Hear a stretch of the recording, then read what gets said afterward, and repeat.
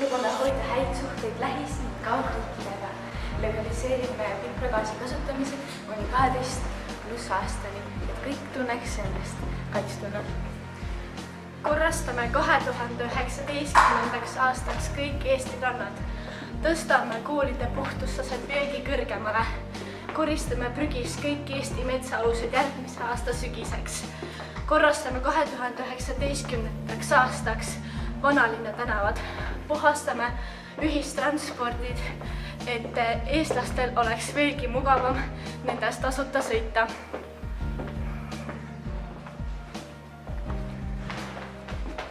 Toetaksime hariduse edasiarendamist. Lubame, et enam ei pea käima 12 aastat koolis, piisab vaid 5 aastast.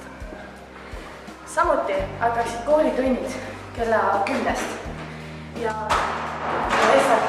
kestaksid kella 2-ni. Lubame ka, et toetame rahaliselt koolisööklaid, nii et iga laps saab kõhu täis söödud. Kasvataksime üheskoos tugeva ja targa Eesti.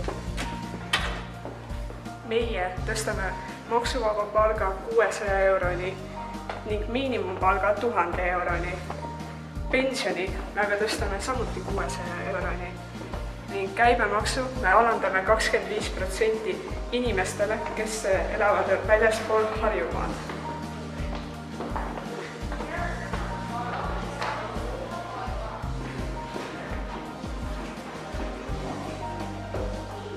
Parandame tervishoiuteenuste kättesaadavust.